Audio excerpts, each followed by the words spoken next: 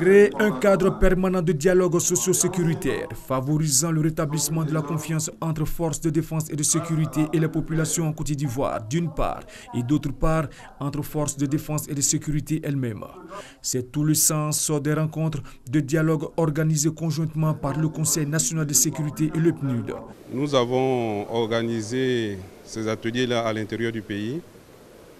Nous sommes à la phase d'Abidjan, qui est la dernière phase en principe, et qui doit permettre de mettre en place un comité civilo-militaire. C'est un comité composé de personnalités mixtes, à la fois militaires, paramilitaires et civiles, et qui a pour mission de veiller à la bonne entente entre la population et les forces de défense et de sécurité.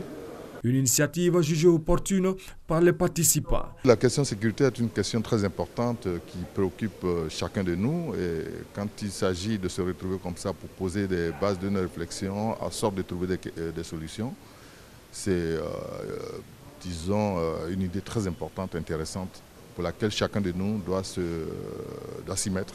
Faire en sorte que dans nos communes, nous retrouvions la cohésion, la solidarité, la fraternité et que la paix règne. Le Conseil national de sécurité entend poursuivre ses activités en sensibilisant la population sur les attitudes et comportements citoyens à adopter.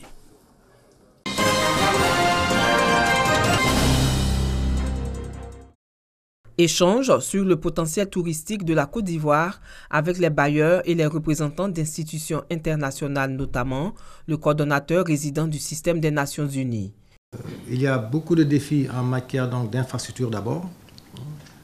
Je dis toujours aux collègues qui connaissent le pays ou bien qui ont l'occasion d'aller à Grand Bérébi, si vous avez la chance d'y aller, vous allez voir que c'est un site qui est magnifique, mais malheureusement sous-exploité, tout simplement.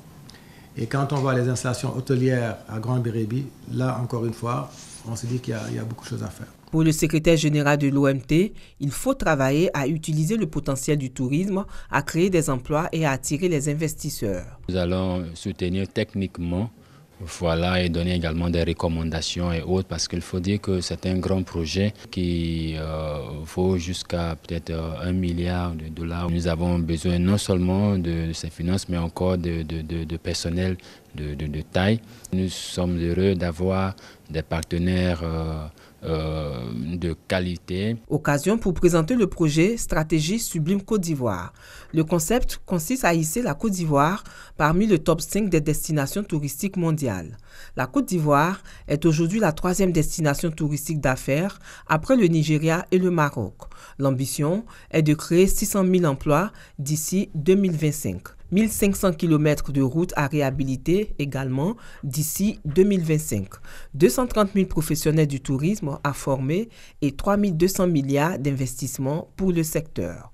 Des échanges qui se sont poursuivis avec plusieurs propositions sur le projet Sublime Côte d'Ivoire, notamment la mise en œuvre d'ouvrages dédiés au tourisme et le renforcement du cadre institutionnel.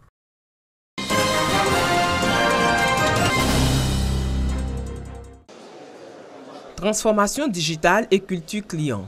Une croissance inclusive et partagée au menu du 4e Salon africain de la dématérialisation et de la relation client Contact Expo Africa. Ce rendez-vous de la technologie a pour objectif de créer un environnement propice au développement de l'économie numérique, forte, durable et inclusive.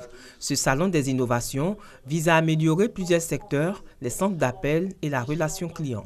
On est à une étape importante où des actions sont menées, où des initiatives sont entreprises et nous allons vers une amélioration de la relation client dans notre pays. Autre défi majeur, promouvoir la relation client, ce forum est une opportunité pour des diplômés sans emploi de nouer des contacts. Je participe aujourd'hui à ce forum pour avoir plus d'informations sur les entreprises, en même temps postuler pour avoir un emploi. En 2017, des efforts ont été consentis dans de nombreuses entreprises. Plus de 10 000 emplois créés dans divers secteurs. Occasion pour les initiateurs de ce salon d'honorer les meilleurs élèves des services publics et privés. Recevoir ce prix pour nous, c'est un honneur et ça prouve que le travail est suivi et apprécié. Nous avons donc l'obligation aujourd'hui de continuer de mobiliser nos troupes pour pouvoir travailler afin que nous atteignions un service public pour le public et une administration moderne. Contact Expo Africa, c'est aussi la visite des stands et des entreprises. Pendant 48 heures, ce forum a été une plateforme de rencontres d'affaires, d'expositions, entre autres.